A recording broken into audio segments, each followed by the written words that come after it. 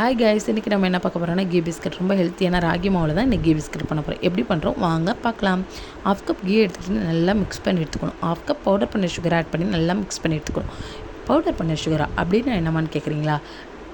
ஒரு மிக்ஸி ஜாரில் 1 pinch salt, 2 ஏலக்காய், 1/2 கப் சுகர் ஆட் பண்ணி நல்லா அரைச்சி சலித்து எடுத்துக்கிட்டிங்கன்னா பவுடர் பண்ண சுகர் ரெடி. பவுடர் பண்ண சுகர் ஆட் பண்ணி நல்லா மிக்ஸ் பண்ணி எடுத்துக்கணும். அதுக்கப்புறம் என்னன்னு கேட்குறீங்களா? நம்ம ஹீரோவை இறக்க வேண்டியதா? ஹீரோவா? அது யாருமான்னு கேட்குறீங்களா? நம்ம ராகி மாவு தாங்க இன்றைக்கி நமக்கு ஹீரோ. ராகி மாவு ஆட் பண்ணி நல்லா பிசைஞ்சு எடுத்துக்கணும். எந்த அளவுன்னு கேட்குறீங்களா? சப்பாத்தி மாவில் நல்லா பிசைஞ்சு எடுத்துக்கிட்டாதாங்க எந்த ஒரு கிராக்கும் வராது. நல்லா பிசைஞ்சு எடுத்துக்கிட்டு உங்கள்கிட்ட குக்கி கட்டர் இருந்தால் கூட நீங்கள் குக்கி கட்டர் கூட யூஸ் பண்ணிக்கலாம். ஆனால் நான் இன்றைக்கி குக்கி கட்டர் யூஸ் பண்ணலங்க. தன் கையை தனக்கு உதவின்ற பேரில் என்னோடய கையால் தாங்க இன்றைக்கி நான் பிஸ்கட் ரெடி பண்ணேன். எப்படின்னா, நான் கட்லெட் ஷேப்பில் நல்லா ரவுண்டாக மொத்தம் 16 பிஸ்கட் ரெடி பண்ணேங்க. அதுக்கு மேலே ஸ்போக் வச்சு லைட்டாக லைன்ஸ் போட்டுக்கிட்டேன். 180 டிகிரி ப்ரீஹீட் பண்ண 10 மினிட்ஸ் ப்ரீஹீட் பண்ண அவனில் 20 மினிட்ஸ் குக் பண்ணி எடுத்தேங்க.